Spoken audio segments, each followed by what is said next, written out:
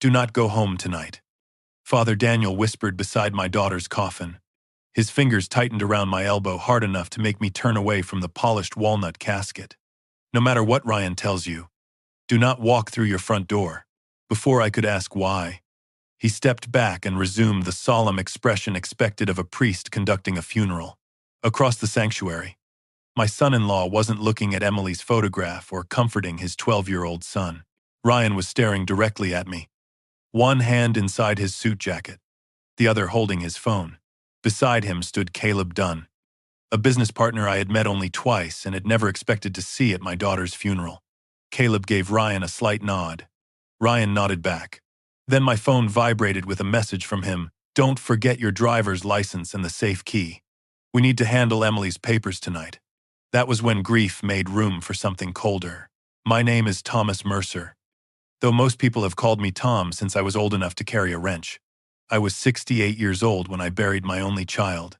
I had spent 4 decades designing bridges and highway structures across western North Carolina, which meant I trusted measurements, load limits, and facts that could be tested. Family was different. Family required faith, and faith had cost me more than I understood that day. 6 years earlier, cancer had taken my wife, Linda, after 39 years of marriage. Afterward, Emily became the center of whatever life I had left. I paid her college loans, helped her open a physical therapy clinic, contributed to the down payment on her house, and quietly covered more of Ryan's failed business debts than I ever admitted. I told myself I was protecting them. I never asked whether my protection had become another kind of control. Stay with me, because Father Daniel's warning did more than keep me from losing my home. It forced me to learn what my daughter had been trying to tell me. 3 weeks before the funeral, Emily arrived at my house alone on a rainy Sunday afternoon. That was unusual. She normally brought Noah, who would head straight for the refrigerator and then spread homework across my kitchen table. That day, she parked crooked in the driveway and sat behind the wheel for nearly a minute before coming inside. Her hair was tied back carelessly, and dark circles sat beneath her eyes.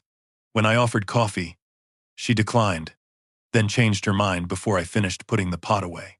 She walked through the kitchen touching familiar objects as if checking whether they were still there. Linda's ceramic sugar bowl, the brass clock over the pantry, the chipped blue mug Emily had painted in middle school.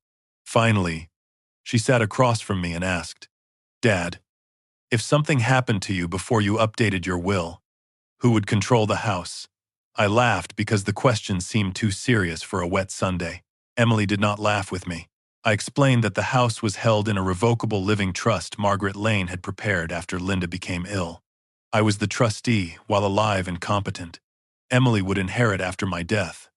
But until then, nobody could sell, mortgage, or transfer the property without my authorization.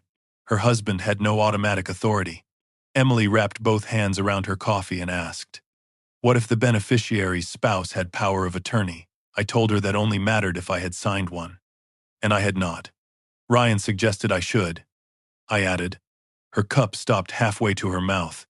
When she asked, I said Ryan had mentioned it casually after my hospital visit for chest pain.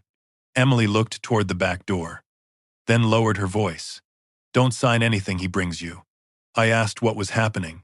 She pulled at the cuff of her sweater, and I saw a purple bruise circling her wrist. She noticed my eyes, covered it, and said she had struck a cabinet door at the clinic. I should have pressed her. That truth has lived with me every morning since. Instead, I did what I had always done when Emily seemed frightened. I tried to solve the part of the problem I could see. I asked whether the clinic needed money. I offered to call Margaret. I said Ryan's latest renovation project had probably put pressure on them again.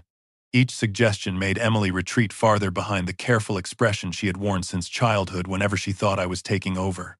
"I didn't come for money," she said. "I know you think every emergency has an invoice attached, but this one doesn't." The words stung because they were true. I had worked long hours when she was young and tried to compensate by paying for anything she needed. Even after she became an adult, a check had remained easier for me than a difficult conversation. Emily stood, kissed my cheek, and said, "Just promise me you'll let Margaret review anything before you sign it." I promised. Then I let her leave without telling me what she feared. 4 days later, Ryan called while I was repairing a loose board on the back porch. His voice carried the polished patience he used with lenders and clients. He said Emily had been worried about my health since the chest pain scare. He suggested I sign a durable power of attorney so someone could manage my finances if I became incapacitated. Not me, necessarily, he said quickly. Emily, obviously. But these things are easier before a crisis. I told him Margaret handled my estate documents. He paused long enough for the silence to become deliberate. Tom, sometimes you treat me like I'm trying to steal the silverware, he said. I answered that responsible planning should survive a lawyer's review. His tone hardened. Your daughter is exhausted because she carries everyone. You could make one thing easier for her. Then he softened again, apologizing for being emotional. By the end of the call, he had me wondering whether I had insulted a man who was only trying to help. Ryan's greatest talent was making suspicion feel like a moral failure. 2 days before Emily died, she left me a voicemail at 9:13 in the evening. I still remember the timestamp because I replayed it until the numbers felt carved into my mind. Her breathing was uneven, and traffic hissed behind her. Dead. Listen carefully. If anything happens, don't trust anything that looks like my signature. And don't let Ryan take Noah out of North Carolina. Then a male voice sounded in the distance. Emily stopped speaking. The message ended. I called her immediately. She answered on the 4th ring and insisted she had panicked after an argument about money. Ryan had gone outside to cool down, she said. She laughed too brightly and told me to forget the message. I asked whether she wanted me to come get her and Noah. No, she replied. You'll arrive angry. Ryan will get defensive. And then you'll decide everything for me. I told her I only wanted to protect her. I know, she said quietly. That's why I can't tell you yet. The next afternoon, a state trooper called. Emily's SUV had left the Blue Ridge Parkway during a hard rain, struck the guardrail, and rolled down an embankment. There was no evidence of another vehicle. No witness reported reckless driving. The trooper used careful phrases like loss of control and adverse conditions, the language officials use when facts are incomplete and families are breaking apart. Ryan met me at the hospital. He cried against my shoulder and repeated that Emily hated driving in storms. I held him because he was my daughter's husband and because Noah was watching us from a plastic chair. Pale and silent, the doctor spoke. Ryan collapsed, and I became the person who signed forms, called relatives, chose a funeral home, and told my grandson that his mother was gone. In those first hours, I did not question why Ryan already knew which towing company had taken the SUV, or why he insisted the vehicle should be released quickly to a private salvage yard. The morning of the funeral, Ryan arrived at my house before 8. He wore a black suit and carried a leather folder. Noah remained in the car. Ryan said Emily had left instructions concerning the clinic, her insurance, and the family property. I asked what family property meant. He looked around my living room and said, "This house, mostly." According to him, Emily wanted the house sold so the proceeds could be placed into a fund for Noah. I reminded him that Emily did not own the house. Ryan opened the folder but would not let me hold the documents. He said everything could be explained after the service if I brought identification, the key to my fireproof safe, and my trust papers. When I refused to discuss it before burying my daughter, his face changed. Noah already thinks you blame me, he said. Don't make him believe you're ignoring his mother's final wishes too. Then he walked outside before I could answer. That sentence followed me into the church. Ryan had found the one weapon I could not easily defend against my grandson's grief. Throughout the service, Noah sat between us, his small shoulders rigid beneath a suit jacket Emily had bought for Easter. When the choir sang, he stared at the floor. When I placed my hand over his, he did not pull away. But he did not look at me either. Ryan leaned across him before the eulogy and murmured, "We'll go to your father's house afterward. Caleb has arranged the paperwork." I asked why Caleb was involved. Ryan said Caleb had experience with property transfers and was helping without charge. That explanation made no sense. Caleb was not an attorney. He bought distressed houses, renovated them cheaply, and sold them through limited liability companies. I had once warned Emily not to invest with him. She had replied that Ryan needed one successful project to rebuild his confidence. Sitting beside her coffin, I began to wonder what that confidence had cost her. After the burial, Father Daniel caught me near the church's side entrance. He had known Emily since she volunteered at a food pantry during college, and in recent months she had met with him several times. I asked whether she had told him she was in danger. Pain crossed his face. "There are things I cannot repeat," he said, "but my warning does not come from confession." I asked what that meant. He glanced toward the parking lot, where Ryan and Caleb stood beside Ryan's black SUV. "Emily gave me instructions outside the sacrament. I need time to follow them properly. Until then, do not return home tonight. Go somewhere Ryan cannot predict." I wanted a reason. Father Daniel only said, "Your daughter was afraid that once everyone believed she was gone, someone would move very quickly." Before I could question him again, Ryan called my name from across the lot. He was smiling, but his jaw was clenched. I told Ryan I was tired and needed an hour alone. He objected immediately. Caleb had prepared documents. The notary was available, and delays could complicate Emily's estate. I said no legitimate document became invalid because a grieving father slept one night before signing it. Ryan lowered his voice. "This isn't about you." I looked past him at Noah, who was sitting in the SUV with his forehead against the window. "Everything today is about her," I said. Ryan stepped closer, "Then honor what she wanted." For one dangerous second, I almost agreed. I could have driven home, opened the safe, and placed every paper I owned in front of two men who had chosen the day of my daughter's funeral to demand my signature. Instead, I remembered Emily's voicemail and Father Daniel's grip on my arm. I handed Ryan the house key he had once given me back after a renovation project, watched him assume it was my only spare, and said I would call in the morning. I checked into a small hotel near downtown Asheville under my middle name, something I had not used since military registration paperwork in my 20s. The room overlooked a parking garage and smelled faintly of bleach.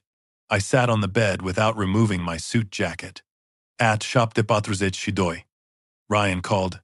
"At Optre." He texted that Noah was crying. "At Optscheisprezeka."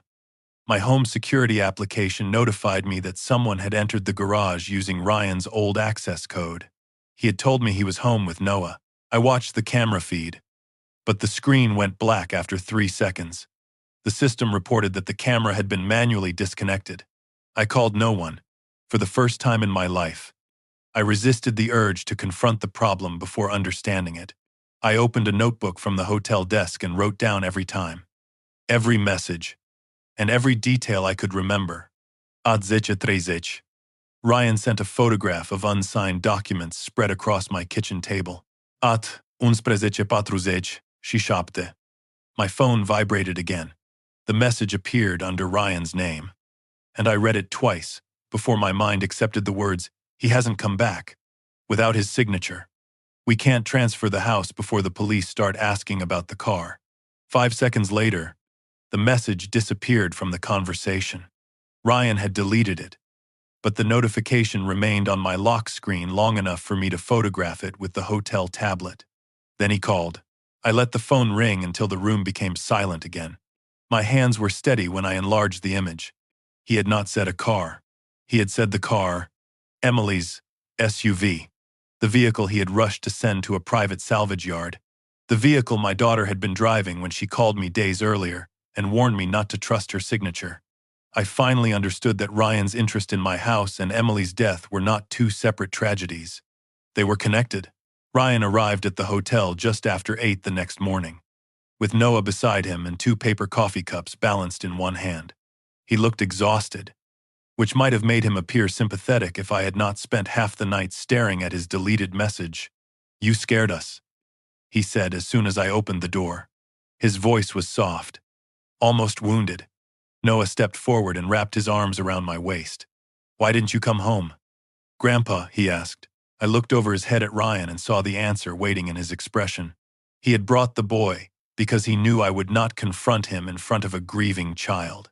I told Noah I had felt sick after the funeral and needed rest. Ryan handed me the coffee as if we were still family sharing a difficult morning. About that text, he said. You misunderstood it. I had not mentioned the text. That was the first mistake he made. Ryan led us into the room and shut the door. He said the message had been intended for Caleb and concerned a different property. A renovation project involving an old truck. The house meant a rental house, he claimed, and the car meant Caleb's work vehicle, which had been involved in a code enforcement complaint. The explanation was so crowded that it sounded prepared. I asked why he deleted the message. Ryan rubbed his forehead and said, because I knew how it would look to someone in your condition. My condition. He was already building a version of me that could not trust his own judgment. Noah sat on the edge of the bed, turning the cardboard sleeve around his hot chocolate. Then he said, Dad, is this the hotel we're staying at before Florida? Ryan's face went still. I asked Noah what he meant. He answered innocently, Dad said I should pack because we might move after you sign the papers. Ryan interrupted, saying children misunderstood adult conversations. Noah looked down, embarrassed, and I hated Ryan for making truth feel like misbehavior. I did not accuse him. That surprised Ryan more than anger would have. I told him grief had made everyone careless, and that I wanted Margaret Lane to review Emily's documents before I signed anything. His shoulders tightened. Margaret handles your affairs, he said. She doesn't represent Emily's estate. I replied that she understood my trust and my house, which were apparently part of what he wanted discussed. Ryan took a breath and shifted tactics. He said Emily had spent years feeling controlled by me. Every mortgage payment, tuition check, an emergency loan came with my opinion attached. She wanted Noah's future protected from that. He said. The words were cruel because there was enough truth in them to reach me. I had used money as a substitute for trust. I had insisted on fixing what Emily sometimes needed me merely to hear. Ryan watched the doubt settle over me and pressed harder. Maybe for once you could respect what she wanted, instead of deciding you know better. I told him I would call, after speaking with Margaret. He left without the coffee. Noah hugged me again before they went. At the doorway, he whispered. Mom said Florida was only for vacations. Ryan called his name sharply from the hall. I watched them enter the elevator, then photographed the coffee cup because Ryan had written my name on it in large black letters. Though the hotel reservation was under Thomas Allen, my middle name, he had either followed me or found the room another way. I packed my bag, checked out through the rear entrance, and drove directly to Margaret's office. She had represented Linda and me for almost 25 years. Her office occupied the second floor of a converted brick house near the courthouse, and its waiting room still displayed the same landscape prints Linda once called depressing. Margaret came out before the receptionist could announce me. She took one look at my suit from the day before and said, Tell me what happened. I placed the screenshot of Ryan's message on her conference table. Margaret read it without speaking. Then I showed her Emily's voicemail transcript, the security notification, and the photograph of papers on my kitchen table. She did not minimize any of it. We start with the land records, she said. North Carolina counties maintained searchable ownership filings, and within 10 minutes her paralegal found a document recorded 12 days earlier. It was a quitclaim deed transferring my house from the Mercer Living Trust to an entity called Blue Ridge Family Holdings, LLC. My name appeared at the bottom. The signature was convincing enough to fool someone who had seen only samples. Margaret had seen me sign hundreds of documents. That is not yours, she said. The deed stated I had appeared before a notary on a Tuesday afternoon. On that date, I had been at Mission Hospital undergoing cardiac tests. I still had the discharge bracelet in a drawer. The notary was listed as Caleb Dunn. I stared at his name until every sound in the office seemed to recede. The betrayal had not begun after Emily's death. It had already been filed into the public record. Margaret explained that a recorded deed created a serious problem, but not an irreversible one. A forged transfer was void. Yet proving forgery required evidence, affidavits, and sometimes litigation. She advised me not to contact Ryan or Caleb until we understood what they had done with the false ownership. Her paralegal searched corporate records and found that Blue Ridge Family Holdings had been created 4 months earlier. Ryan was listed as manager. Caleb was the registered agent. The mailing address belonged to an empty office suite near the airport. While we were still reviewing the filing, my bank called. A fraud specialist asked whether I had authorized a home equity line of credit for $420,000. The loan application relied on the recorded deed and included a copy of my driver's license. The funds were scheduled for release within 48 hours. I told the specialist the deed was forged. She placed an immediate hold on the application and instructed me to submit a written fraud declaration. Margaret leaned back and said, "They weren't waiting for you to transfer the house. They wanted you to validate what they already stole." My first impulse was to drive home, drag Ryan into the kitchen, and force him to explain every page. Margaret stopped me before I reached the door. "An angry confrontation helps him," she said. "He deletes accounts, moves Noah, destroys originals, and tells everyone you are unstable." I told her he had already started doing that. She asked whether anyone had recently questioned my mental capacity. I remembered Ryan referring to my condition at the hotel. Margaret's expression changed. She told me to document all medical appointments and request a letter from my current physician confirming that I was competent. We also filed notices with the bank and the county recorder disputing the deed. Those actions slowed the financial damage but did not reveal who possessed the original forged papers. Margaret suggested I let Ryan believe I was still confused. I disliked deception, but I understood structural failure once a bridge showed cracking. You did not add force until you knew where the weakness ran. I agreed not to confront him. That decision became my first real advantage. I called Ryan from Margaret's parking lot. I made my voice tired and apologetic. I said the funeral had overwhelmed me and that I might have misread his message. He accepted the apology too quickly.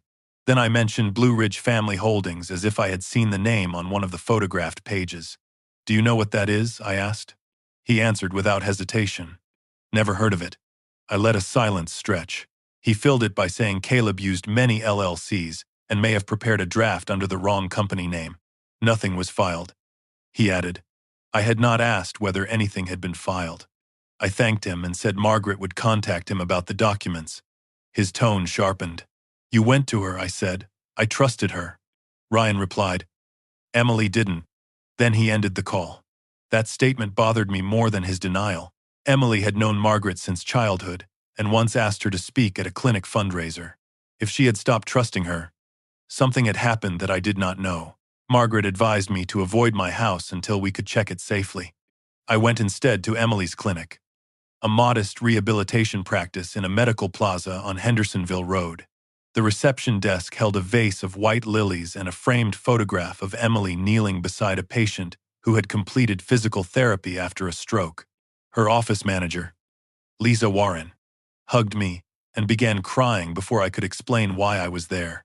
When I asked about the clinic's finances, she looked confused. "We weren't failing," she said. Revenue had dipped during winter, but Emily had renewed the lease and hired a part-time therapist. Lisa showed me financial summaries proving the business had enough cash to operate. What it did not have was a reserve account Emily had built over 5 years. Nearly $90,000 had been withdrawn in 3 transfers authorized through a password reset. Ryan had told the staff Emily needed the money for taxes. Emily later discovered the withdrawals and changed the banking access. Lisa told me that during the final month, Emily had become obsessed with making copies. She scanned vendor contracts, bank statements, insurance letters, and security footage. She asked Lisa how to export camera recordings to an external drive. 2 weeks before the crash, Emily carried a banker's box out the rear entrance and said, "If Ryan asks, tell him I shredded everything." Lisa thought Emily was protecting patient information during a marital dispute. She had not reported it because Emily begged her not to. I asked whether Ryan ever came to the clinic after hours. Lisa said he had used Emily's key several times and once arrived with Caleb. They spent 40 minutes in Emily's office. The next morning, a locked file drawer had been forced open. Emily blamed an old latch, but Lisa saw her photograph the damage. Before I left, Lisa handed me a copy of the clinic's access log. Ryan's keycard had been used the night before Emily died. I sat in my truck reading the log until the printed times blurred. Emily had not been imagining danger. She had been building a record. I had offered her money when she needed a witness. The realization was not dramatic. It was heavy and humiliating. I called the state trooper who had notified me of the crash and asked where Emily's SUV was being held. He checked the file and said Ryan had signed a release authorizing transfer from the county tow yard to Dunn Auto Reclamation, a private facility connected to Caleb's cousin. The trooper sounded surprised that the vehicle had been moved so quickly. I told him about the message referring to police questions about the car. His tone became formal. He asked me to preserve the screenshot and said an investigator would contact me. He cautioned that a suspicious message did not prove the crash was intentional. I understood. I had spent my career knowing the difference between suspicion and load-bearing evidence. Still, the line connecting my house to my daughter's vehicle was growing darker. That afternoon, I accessed my home security system from Margaret's conference room. The garage camera remained offline, but the entry log showed Ryan had used his old code at 816 the previous night and left at 1006. Caleb's vehicle appeared briefly on a street-facing camera before that camera also went dark. Ryan had claimed he spent the evening with Noah. I changed his access code remotely, but did not replace the physical locks.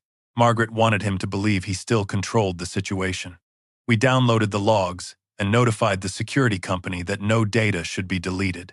Then Ryan texted, asking whether I had decided when to sign. I replied that I needed several days. He wrote, Emily didn't have several days. The message was meant to shame me, but it revealed something else, urgency. The loan hold would soon alert him that the bank had discovered a problem. We had little time before he changed tactics. Just before sunset, Father Daniel called and asked me to meet him at the church office. He sat behind a plain wooden desk with a sealed envelope resting between us. He explained that Emily had delivered it 10 days before her death. Outside confession, with instructions that it be given to me only if she died or disappeared. Why didn't you give it to me yesterday? I asked. He said he needed to confirm that I was not returning home and that Ryan was not with me. His caution no longer seemed excessive. Inside the envelope was a brass key attached to a plastic tag, a receipt for a safe deposit box at Mountain Heritage Bank, and a handwritten note in Emily's familiar slanted script. The box had been rented under her maiden name, Emily Mercer. I read the note once, then again, because the final sentence changed the direction of everything I thought I knew. Dad, Ryan is not doing this alone. Do not trust anyone who helped Mom prepare documents after she got sick. Linda's estate plan had been revised during the last year of her illness. Only a small number of people had handled those documents. I had been present for most of the meetings, but not all of them. One person had coordinated every signature, kept copies of our trust records, and knew exactly how my ownership was structured. Margaret Lane had helped my wife prepare those papers. I looked at Father Daniel, hoping he would tell me I had misunderstood. He only folded his hands and said, Emily was afraid you would trust history more than evidence. I left the church carrying the key in my closed fist. Margaret had spent that morning helping me uncover a forged deed. She had also possessed every detail needed to create it. For the first time since this began, I no longer knew whether the person guiding my investigation was protecting me or watching how much I had discovered. I did not return to Margaret's office that night. Instead, I drove to a 24-hour diner near the interstate and sat in a booth beneath fluorescent lights that made everything look harsher than it was. Emily's note lay beside my untouched coffee. I read the sentence about Linda's documents until suspicion began rewriting 25 years of friendship. Margaret had prepared our trust, revised Linda's will, and held copies of our signatures. She had also known about the quitclaim deed before I understood its implications, and had advised me not to confront Ryan. Every one of those facts could mean she was protecting me. Every one could also mean she was controlling what I discovered. Grief had already made me doubt my son-in-law, my daughter's marriage, and my own judgment. Now it threatened to turn evidence into paranoia. I called the bank listed on the safe deposit receipt and learned the box could be opened the next morning with the key, identification, and Emily's death certificate. I decided I would not accuse Margaret until I knew what Emily had hidden. At 8:30, I entered Mountain Heritage Bank with Father Daniel as a witness. I had asked him to accompany me because I no longer trusted my instincts alone. The branch manager reviewed the paperwork, led us through 2 locked doors, and placed a narrow metal box on a private room table. Inside were 3 thick envelopes, a flash drive sealed in plastic, photocopies of bank statements, and an unfinished letter addressed to me. The first envelope contained records from Emily's clinic. The second held documents connected to Blue Ridge Family Holdings. The third contained old correspondence bearing Margaret's firm letterhead. My chest tightened when I saw it. Father Daniel did not touch anything. He simply said, "Read before you decide."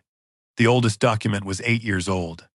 From the final year of Linda's illness, it was an internal memorandum stating that a legal assistant named Caleb Dunn had been terminated for copying client records and using confidential financial information to solicit private real estate investments. Margaret's signature appeared at the bottom.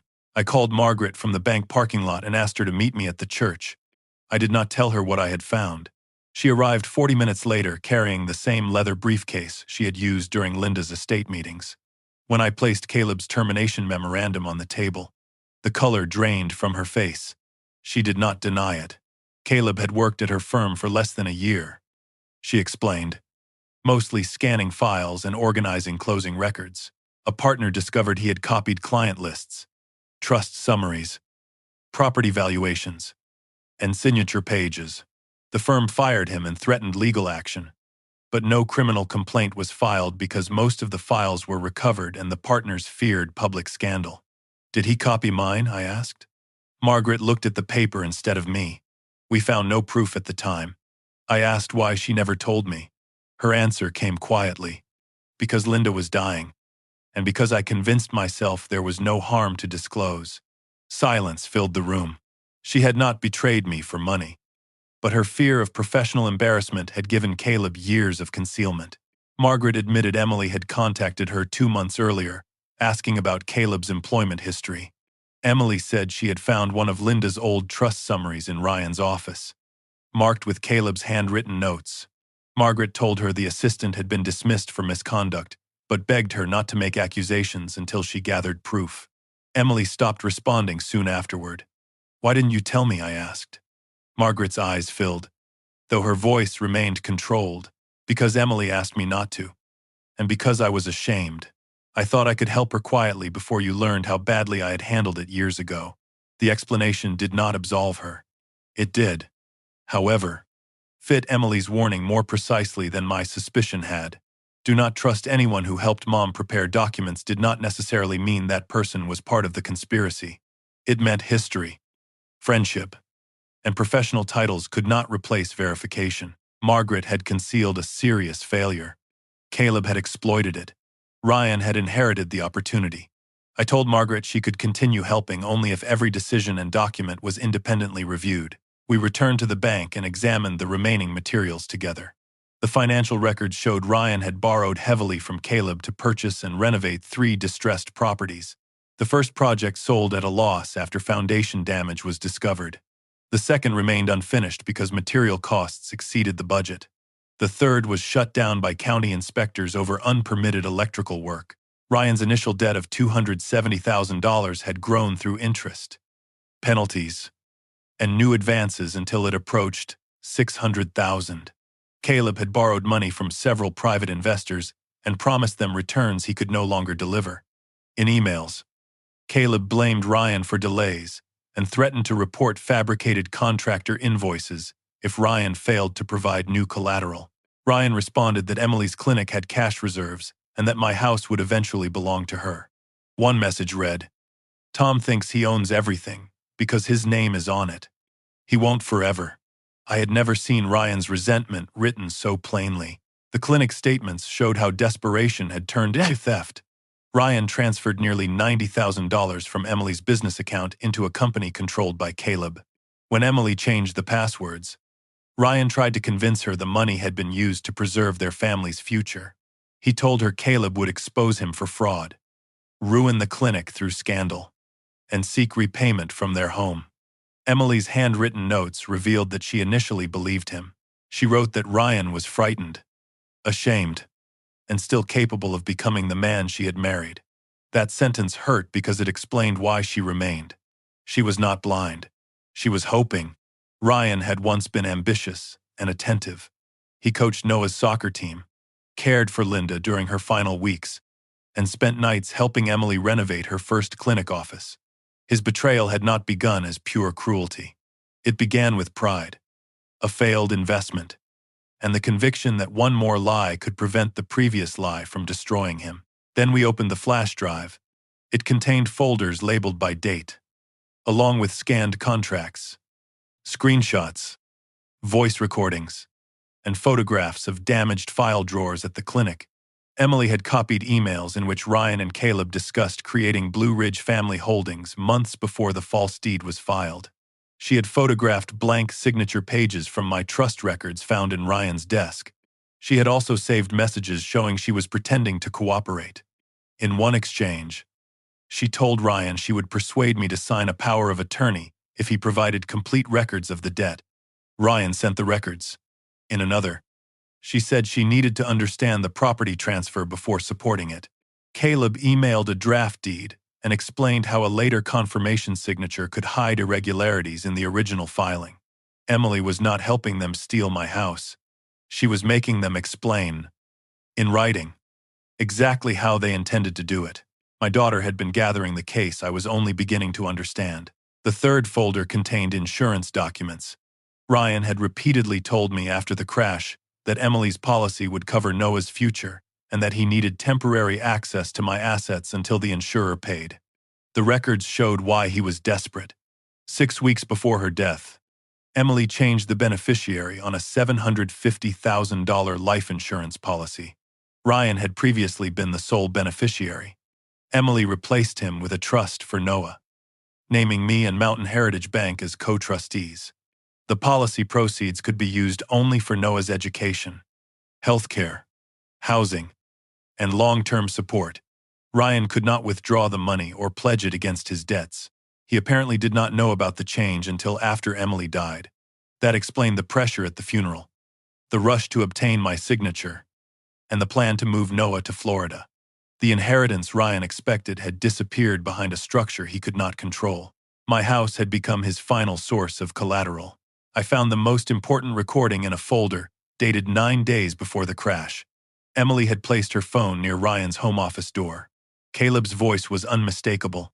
He said investors were demanding payment and that if Emily went to police, an accident on that mountain road would look cleaner than a fraud trial. Ryan answered, "I only need her quiet until her father signs." Caleb asked what would happen if she refused. Ryan said, "Then scare her. Don't hurt her." There was a pause, followed by Caleb laughing. "You still think you get to choose the size of the fire after you light it." The recording did not prove who touched Emily's SUV. It proved Ryan knew Caleb was threatening her and did nothing to protect her. Worse, he continued pushing the property scheme afterward.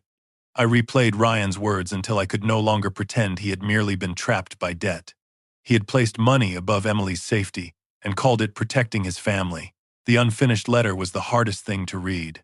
Emily wrote that she had considered bringing Noah to my house, but feared I would confront Ryan immediately, seek emergency custody, and turn the situation into a battle she could no longer control. She wrote, "Dad, you always save me before I can explain what I need. Sometimes your help feels like another room I cannot leave." I had spent years believing Ryan's failures were the only force trapping her. The letter showed me my own part. Every time I paid a debt without asking what caused it, I relieved the immediate pressure and preserved the marriage's deeper sickness. Every time I told Emily what she should do before listening to what she wanted, I taught her that coming to me meant surrendering her choices. None of that excused Ryan. None of it caused Caleb's threats. But it explained why Emily had built a secret archive instead of walking through my door. A father can love his daughter completely and still make himself difficult to trust. Margaret and I met with Detective Aaron Bishop that afternoon. We gave him copies of the messages, recordings, deed, loan application, security logs, and clinic records. He warned us that the recording about an accident established intent to threaten but did not prove homicide. The vehicle remained essential. He contacted the private salvage yard and arranged for officers to secure Emily's SUV. Meanwhile, Margaret proposed that we let Ryan believe I was ready to cooperate. The bank's loan hold had not yet been formally disclosed to him. if I appeared willing to sign a confirmation deed. Ryan and Caleb might provide original records or restate their purpose in front of witnesses. I disliked the thought of sitting across from the man who had allowed my daughter to be threatened and pretending I trusted him. Yet rage would only warn him. Calm could make him careless. I called Ryan and said I had reconsidered, for Noah's sake. I was willing to discuss transferring the house. Ryan's relief came through the phone so strongly it sounded almost like affection. He said he knew grief had confused me, and that Emily would be proud I was putting family first. I asked for a formal meeting with Margaret, the bank, and Caleb, so every debt could be explained. Ryan hesitated when I mentioned the bank, but agreed after I said I wanted the transaction handled properly. He warned me not to involve police because Noah had suffered enough. I said I understood. Before ending the call, I asked whether Emily had known about the insurance trust. Ryan went silent for 2 seconds, then said, "What trust?" I pretended I had confused it with an old estate document. His breathing changed. That was enough. He had just learned there was money he could not reach. The pressure that had driven him toward fraud was about to become panic. Detective Bishop called less than an hour later. Officers had arrived at Dunn Auto Reclamation, but Emily's SUV was gone. The yard manager claimed Ryan had authorized its transfer for environmental disposal 2 days earlier. No destination was listed. The security footage had been erased. As Bishop spoke, Margaret's receptionist rushed into the conference room holding a court notice. Ryan had filed an emergency petition claiming I was mentally impaired by grief and recent cardiac problems. He requested temporary guardianship over my financial affairs, supported by a letter from a physician who had treated me briefly after Linda's death. Until a hearing. One of my investment accounts had been restricted. Ryan was not merely defending himself. He was trying to turn my caution into evidence that I could no longer manage my own life. Then my phone displayed a message from Noah's school. He had been signed out before lunch by his father. Ryan's house was empty when police checked it. His phone went dark. And so did Noah's. At 6:21 that evening, a photograph arrived from an unknown number. Noah sat on a mattress in a room with unfinished drywall, his backpack beside him and fear visible in his eyes. Beneath the picture were 8 words signed, "The papers, or you will not see him again." I stared at the image while every instinct in me demanded immediate action. Margaret said my name, but I barely heard her. Ryan had forged my signature, helped hide my daughter's evidence, moved her vehicle, attacked my competence, and now used my grandson as leverage. For the first time, I felt something worse than grief. I felt the certainty that if I made one wrong move, I could lose the only person Emily had died trying to protect. The photograph of Noah did not include a location, but it contained more information than Ryan intended. Behind the mattress was a wall of unfinished drywall, with one green moisture-resistant panel near the floor. A narrow window showed the slope of a wooded lot, and on a bucket beside Noah's backpack I could read part of a contractor's logo. I had spent 40 years noticing details that revealed how structures were built. The bucket came from a supply company that delivered mainly to Henderson County. More importantly, I remembered Ryan complaining about one unfinished renovation outside Hendersonville, a house he could not sell because county inspectors had halted work. I told Detective Bishop about it. He asked whether I was certain. "No," I said, "but Ryan took Noah somewhere he believes he controls. And that property is the last place Caleb still has money trapped." Bishop sent officers to observe the address rather than enter. Ryan was Noah's legal father, and without clearer evidence of immediate physical danger, a forced entry could complicate everything. Margaret wanted to file for an emergency custody order and an injunction preventing Ryan from leaving North Carolina. I agreed, but I also knew court papers alone would not bring Noah safely into my arms. Ryan's message demanded a signature because signatures were the one thing his entire scheme still lacked. That meant I had value as long as I appeared cooperative. I replied to the unknown number, "I will sign. Let me speak to Noah first." 10 minutes passed. Then my phone rang through an encrypted calling application. Noah's face appeared briefly. He was trying not to cry. "Grandpa, I'm okay," he said. Ryan's hand rested on his shoulder. I asked whether he had eaten. Ryan leaned into the frame and said, "Enough." Tomorrow you sign the confirmation documents, withdraw the fraud complaint, and tell the bank the deed was valid. I answered calmly. Bring Noah back, and I'll do what you ask. Ryan studied me, searching for resistance. You'll do it first, he said. Then the screen went dark. The police confirmed movement inside the Hendersonville property but could not see Noah from outside. Bishop explained that the threatening message helped establish coercion, yet he wanted Ryan talking long enough to identify Caleb's role and prevent either man from shifting blame after arrest. I hated the language of patience. Every hour Noah remained in that unfinished house felt like a failure. Still, I understood that rushing in could make Ryan desperate. We devised a narrower plan. I would tell Ryan I had reconsidered everything, including the allegations against him. I would claim Margaret had confused me with legal warnings and that I believed preserving the family mattered more than the house. Margaret would prepare a preliminary transfer agreement that looked complete but could not legally convey title because it lacked independent trustee verification. The document would give Ryan something to inspect and believe. To obtain the final signature, he would have to appear in person and explain the existing deed, the loan, and the ownership company. Before calling Ryan, I met with my physician, Dr. Samuel Green, who had treated me for 12 years. He performed a brief cognitive assessment and reviewed my cardiac records. The doctor Ryan cited in his guardianship petition had seen me only 3 times during the year after Linda died and had never diagnosed dementia or incapacity. Dr. Green wrote that I was alert, competent, and fully able to manage my affairs. Margaret filed the letter with the court along with the forged deed, the bank's fraud notice, and Ryan's threatening message. The judge declined to grant Ryan control over my property and scheduled an expedited hearing. My investment account remained restricted for another day. But the greater danger had passed. Ryan did not know that yet. We allowed him to believe his petition had frightened me. For once, I used the image he had built of me, the grieving, confused old man, as camouflage.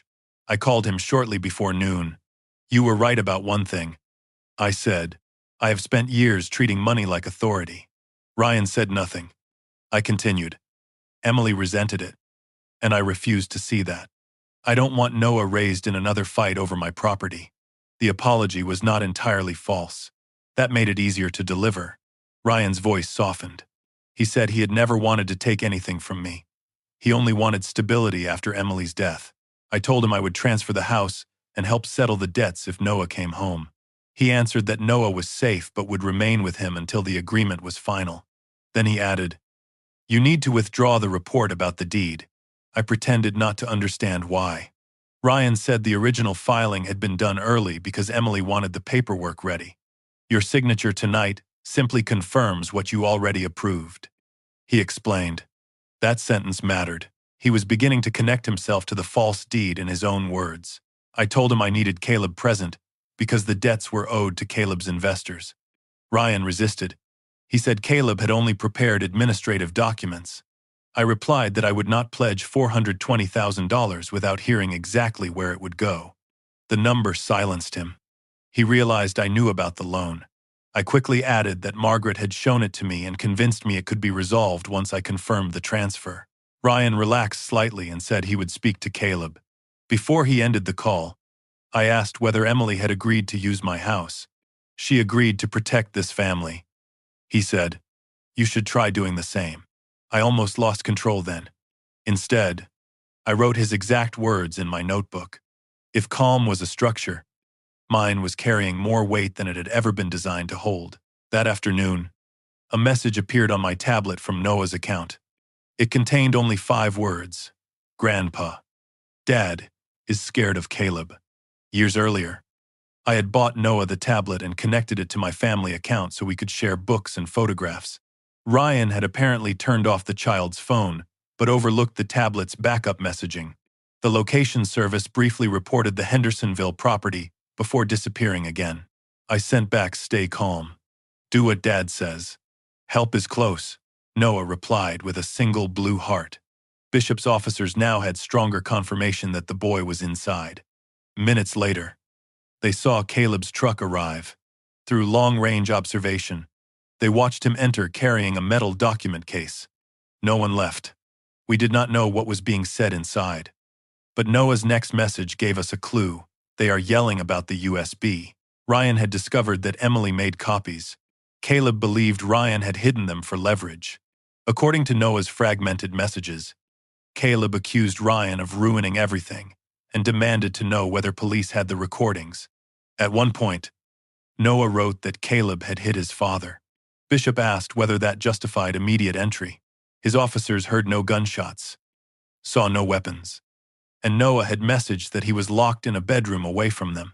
An entry was prepared but held unless the danger escalated. I wanted to tell them a child listening to his father being beaten was already danger enough. Bishop answered, I agree, as a father. As the officer responsible for bringing him out alive, I need the safest moment. I accepted the distinction because I had no better one. Less than an hour later, Ryan called me breathing heavily. He said the meeting location had changed. Caleb no longer trusted Margaret's office, and they would not come near the bank. Ryan chose a private conference room at a hotel near Asheville Regional Airport. He said a notary would be present and that Noah would sit beside him throughout the signing. Afterward, he planned to take Noah to Tampa for a fresh start. I asked whether they already had plane tickets. He refused to answer. Bishop checked departures and found 2 reservations under Ryan's and Noah's names for a late flight to Florida. Caleb had a separate ticket on the same route. The plan was clear. Obtain my recorded confirmation, release the loan, and leave North Carolina before the deed dispute became a criminal case. The officers observing the Hendersonville property followed when both vehicles departed. Noah rode with Ryan. Caleb traveled behind them. Police units stayed distant enough not to alarm either man. I left for the hotel carrying Margaret's preliminary papers, Emily's voicemail, copies of the forged deed, and a duplicate flash drive. The original remained secured with Detective Bishop. Before we entered, Margaret stopped me in the parking lot. There is something I need to say before this ends, she said.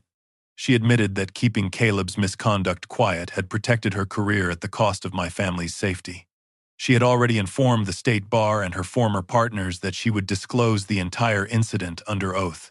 It could mean discipline, civil liability, and the end of her practice. I told her I did not know whether I could forgive her. I'm not asking you to, she said. I'm asking to help correct what I helped conceal.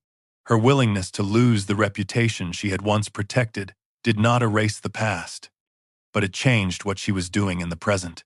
I gave her a copy of the preliminary agreement and reminded her that she was not to rescue me if Caleb became suspicious. The trap depended on both men believing I was tired, ashamed, and ready to surrender. The conference room was on the hotel's second floor, overlooking a parking lot bright with late afternoon sunlight. Caleb stood near the door in a dark jacket, the metal case on the table beside him. Ryan sat at the far end with Noah. My grandson's face was pale, and a red mark showed on Ryan's cheekbone. A woman I did not recognize arranged a notary stamp and recording tripod. Caleb introduced her as a mobile notary, though Margaret later whispered that the woman's commission had expired 2 months earlier. That detail would matter, but not yet. I walked to Noah and placed a hand on his shoulder. Ryan immediately said, "Sit down, Tom." His voice trembled beneath the command. Caleb opened the case and removed the quitclaim deed, the loan confirmation, and a prepared statement declaring that every earlier signature had been mine. They had not brought me there merely to sign a new document. They wanted me to erase the forgery with my own recorded words. Caleb positioned the camera toward my chair. "You will state your full name, confirm that you signed the original deed voluntarily, and acknowledge Blue Ridge Family Holdings as the lawful owner," he said. "Then you sign the bank authorization and withdraw all claims of fraud." I looked at Ryan. He avoided my eyes. Noah whispered, "Dad said you'd fix it." Ryan snapped, "Be quiet." I sat without responding. Caleb pushed a pen toward me. Margaret opened her briefcase and said that as my attorney, she needed each party to identify the purpose of every document before execution. Caleb laughed. "Your client has already agreed," Margaret replied. "Then an explanation should not be difficult." Ryan told Caleb to proceed. Their conflict was visible now. Ryan wanted the transaction completed. Caleb wanted control over every word. Neither man trusted the other enough to walk away. Caleb described Blue Ridge Family Holdings as an estate planning vehicle created with my consent. Margaret asked why Ryan was its manager if it existed for my estate. Caleb said Emily had requested that arrangement. I asked him to show me her authorization. He produced a photocopy bearing Emily's signature. I placed her voicemail on the table but did not play it. Before I confirm anything, I said, I need to know whether this is one of the signatures she warned me about. Ryan's eyes fixed on the phone. Caleb told me grief had made Emily unstable. Then Ryan said, she knew about the plan. Caleb turned toward him sharply. Margaret asked, which plan? Ryan started to answer, but Caleb cut him off. Their fear was beginning to do what accusations never could: separate their stories. The notary shifted uneasily and asked whether she should stop recording. Caleb told her to continue. He then explained that the original deed had been filed early to preserve a lending deadline, and that my confirmation would correct minor execution defects. Margaret asked who signed my name. Caleb said I had signed it at home. I reminded him the document claimed I appeared before him on a day I was hospitalized. Ryan blurted, you were supposed to sign it later. Caleb said the date wouldn't matter once you confirmed it. The room became silent. Caleb stared at Ryan with open hatred. Ryan realized what he had admitted and tried to retreat, saying he was only repeating Caleb's explanation. Margaret calmly asked whether the $420,000 loan had also been prepared before my consent. Caleb ordered her to stop talking. I looked at Noah and understood we were close, but not finished. Ryan had implicated Caleb in the forgery, yet he still had not admitted using Noah as leverage or knowing about the danger to Emily. I folded my hands and said, I will sign after I hear one thing from Ryan. Tell me why Emily was afraid of the car. Ryan's face collapsed for a moment. Caleb stepped toward me, but Margaret moved between us without touching him. Ryan whispered, this has nothing to do with the house. I answered, your message connected them. Noah looked from his father to Caleb. Caleb said the meeting was over. He reached for the documents, but Ryan grabbed the metal case first. No, Ryan said, you told me it would only scare her. Caleb's expression changed from anger to calculation. The notary kept recording. Ryan spoke rapidly, as though getting the words out first might protect him. Caleb had planned to disable a component so Emily's SUV would stall on the road. He said, the goal was to frighten her, take the flash drive, and make her believe no one would protect her. He said it wouldn't cause a crash. Ryan insisted. He said the car would just lose power. Caleb called him a liar. Ryan shouted that the rain had made everything worse, and that Caleb had moved the SUV afterward to hide the damage. Caleb lunged for the camera. At that moment, the conference room door opened, and Detective Bishop entered with 2 officers behind him. Another officer moved directly to Noah. Caleb froze with his hand halfway across the table. Ryan did not resist. He simply watched Noah step away from him and walk toward me. I wrapped my arms around my grandson, but the relief lasted only seconds. Bishop's officers secured Caleb and separated the witnesses. Ryan looked at me with the desperate expression of a man who still believed family loyalty could outweigh what he had done. Tom, he said, tell them I helped. Tell them I didn't want Emily hurt. I looked at the forged deed, the loan papers, and the statement he had expected me to recite. Then I looked at Noah, who would remember every word spoken in that room. I told Ryan, I will tell them exactly what you did. No more, no less. Caleb began shouting that the recording was illegal and the documents belonged to him. Bishop answered that the hotel camera, the notary's recording, the threatening messages, and Caleb's own statements would be preserved. The confrontation had begun, but the final consequence had not yet arrived. That would come when every lie was placed beside Emily's evidence and neither man could hide behind the other. The police separated us before anyone could shape the room into a cleaner story. Caleb was taken to one end of the hallway, Ryan to the other, and the notary was escorted into an empty office with her recording equipment. Noah stayed beside me, clutching the sleeve of my jacket with both hands. Detective Bishop asked whether I needed medical attention. I told him no. My body felt steady, though something inside me had finally given way. For weeks, I had imagined justice as a moment of triumph, a door opening, a lie collapsing, a guilty man realizing he had lost. What I felt instead was exhaustion. Ryan sat in a chair beneath a hotel painting of the Blue Ridge Mountains, his wrists restrained in front of him. He looked smaller than he had at the funeral. When he caught my eye, he said, "I never wanted Emily dead."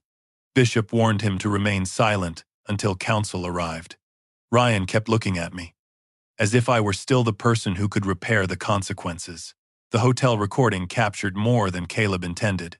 It showed him presenting the quitclaim deed, identifying Blue Ridge Family Holdings as the recipient of my property, and explaining that my statement would cure defects in the earlier transfer.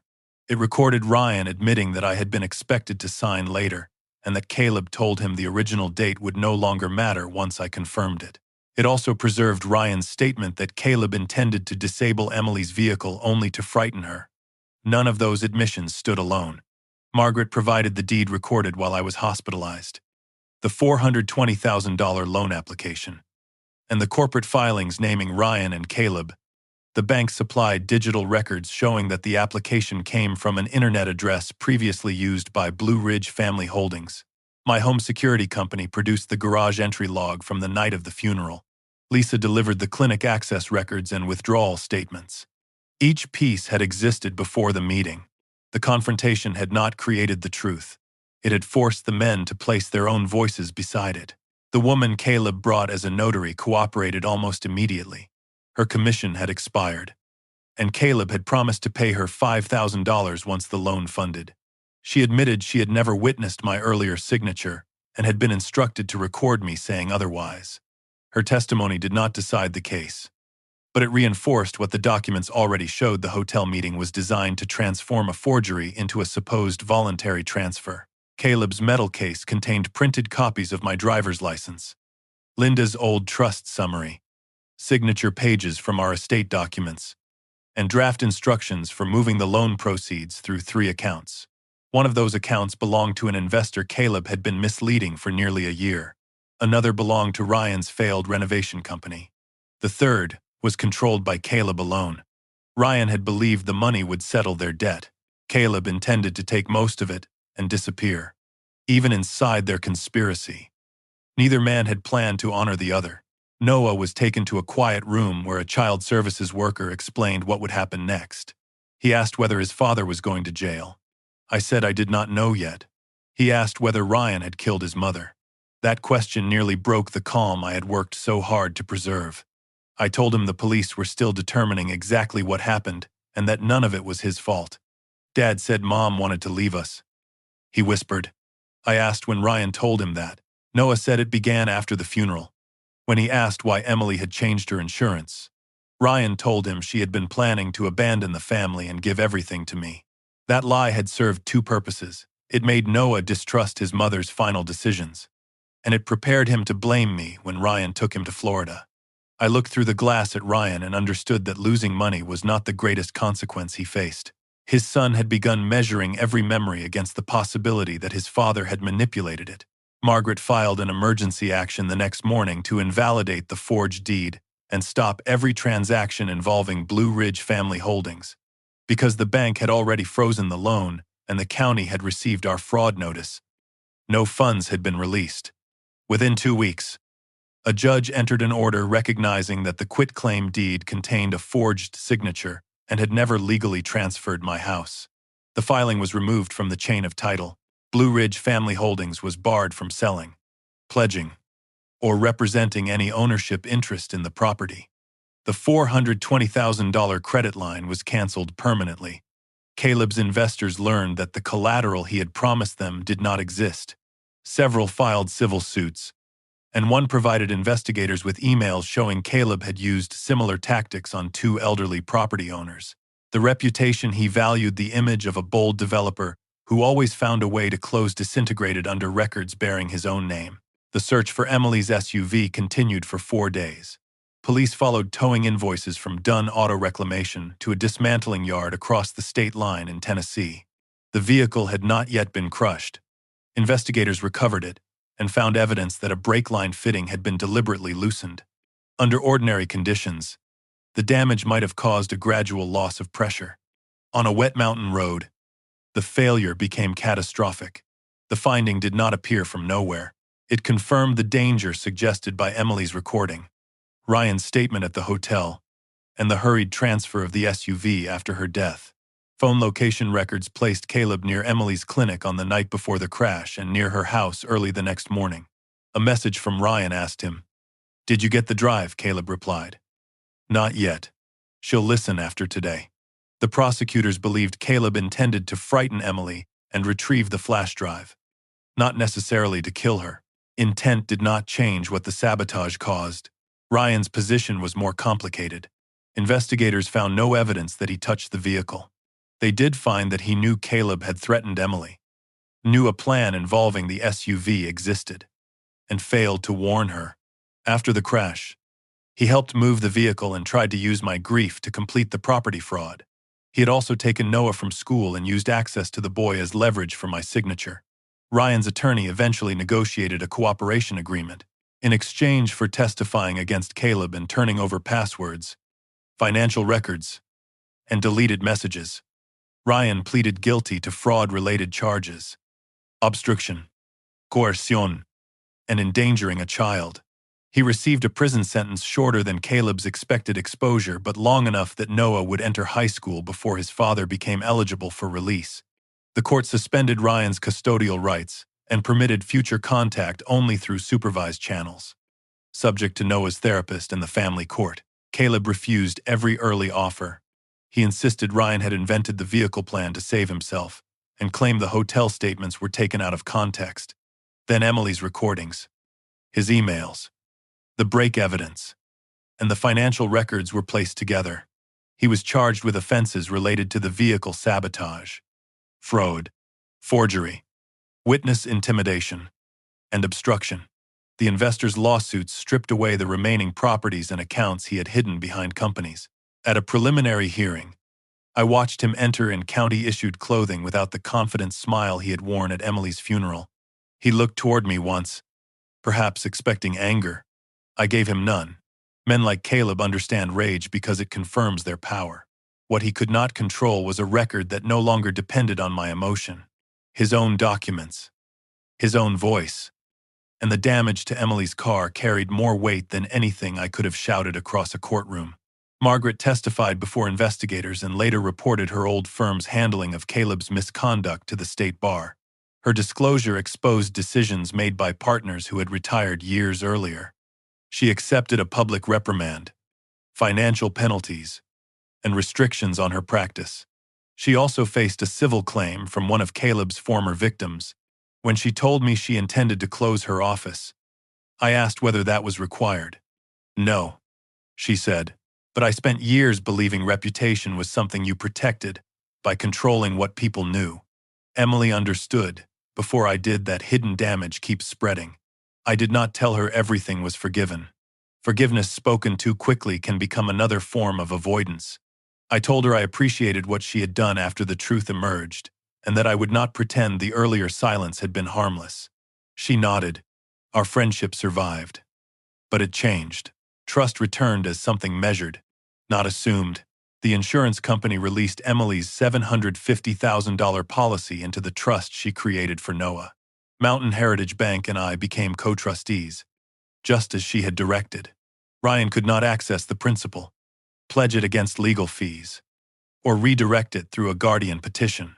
The trust paid for Noah's counseling, medical care, education, and ordinary support.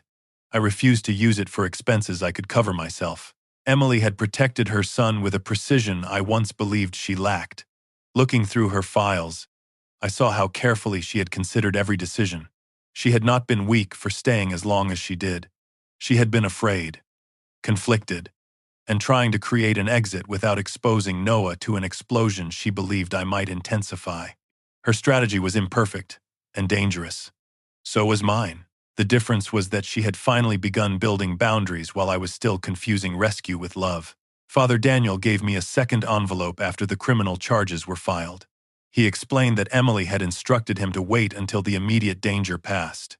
The envelope contained no secret account, No hidden witness, and no final proof. It held the remaining pages of her unfinished letter. I read them alone in the church where we had held her funeral. "Dad," she wrote, "I know everything you did came from love, but sometimes loving me meant you arrived with a solution before I had finished describing the problem. I started hiding my failures because I could not bear to watch you take over another part of my life. Ryan learned to use that distance. He told me you would never listen, only act. I knew that was not completely true, but I also knew it was true enough to frighten me. I lowered the pages and wept for the conversation we would never have. Her letter ended with one request: protect Noah, without teaching him that protection requires obedience. That sentence became the rule I carried home. Noah moved into my house under a temporary guardianship order that later became permanent. During the first months, he asked permission for everything: what to eat, when to call friends, whether he could close his bedroom door. I recognized the behavior of a child who had learned that ordinary choices could trigger adult conflict. My instinct was to create strict routines and control every risk around him. Instead, I began asking questions. What did he think was fair? What made him feel safe? Which decisions did he want help making? Sometimes, he answered. Sometimes he shrugged. Sometimes he became angry at me because I was the only adult available to receive it. I learned not to purchase peace with gifts or rules. I stayed in the room long enough for the feeling to pass without trying to own it. The house itself became difficult for both of us. Ryan and Caleb had spread documents across my kitchen table, disabled my cameras, and walked through rooms filled with Linda's and Emily's memories as if the property were already theirs. For several months, Noah and I lived in a rented townhouse near his school. I considered selling the house, but that felt like allowing their crime to decide what the place meant. Instead, I amended the trust. The property would remain protected for Noah's future, with restrictions preventing any spouse, creditor, or outside manager from gaining control through him. I also set aside the renovated ground floor for a local nonprofit that assisted people facing financial control and coercion inside marriages. They offered legal referrals, temporary workspace, financial counseling, and secure document storage. I named the program the Emily Mercer Resource Room, not because my daughter needed to become a symbol, but because she had needed such a room and never found one soon enough.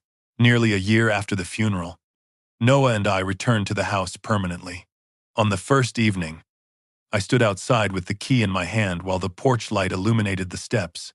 Father Daniel's warning came back exactly as he had spoken it: do not go home tonight. For months, I had treated those words as the sentence that saved my property. Standing there, I understood their deeper meaning. He had not merely warned me away from an address. He had kept me from returning to the old arrangement in which silence looked like harmony, money looked like devotion, and my authority looked like safety. That home no longer existed. Emily's death had destroyed it before Ryan ever entered with forged papers. If I crossed the threshold now, I had to enter differently, not as the man who could solve everything, but as the man willing to remain when no solution could erase what happened. I opened the door and found Noah at the kitchen table working through a math assignment. Beside his notebook stood the blue mug Emily painted in middle school and a framed photograph of her laughing at a family picnic. He looked up and asked whether I knew how to solve the final problem. The old version of me would have pulled the paper closer and completed the equation while explaining the correct method. Instead, I sat beside him and asked, "Show me where it stopped making sense." Noah traced the numbers with his pencil and explained what he had tried. I listened until he finished. Then we worked through it together. When he found the answer, he smiled in a way that belonged entirely to him. "Thanks, Grandpa," he said. "For helping," I asked. He shook his head. "For not taking the pencil." Later, after Noah went upstairs, I placed Emily's letter in the fireproof safe Ryan once demanded I open. The forged deed was gone. The loan had been canceled. Caleb had lost his companies, his reputation, and the freedom he believed money could always purchase. Ryan had lost control of the story he told about himself, along with the trust of the son he claimed to protect. I had kept the house, but keeping it was not the same as winning. Emily was still gone. Noah still woke from nightmares. I still carried the knowledge that my love had sometimes made honesty harder for my daughter. Justice could assign consequences, restore ownership, and expose lies. It could not return the years we had spent speaking past one another. I closed the safe and turned off the kitchen light. The house settled around me with the ordinary creaks of timber cooling after sunset. Upstairs, Noah moved across his room, safe enough to make noise without fear. I stood in the hallway between photographs of Linda and Emily and accepted the only victory that felt honest. I could not change the father I had been when my daughter needed me. I could choose the grandfather I would become for her son. I would protect him, but I would not possess his choices. I would guide him, but I would not make his fear convenient for myself. And when he came to me with a problem, I would not reach first for my wallet, my attorney, or the authority of age. I would listen. That was the inheritance Emily had left me, not the trust, the evidence, or the house, but the chance to love someone without turning love into control. This time, I intended to honor it.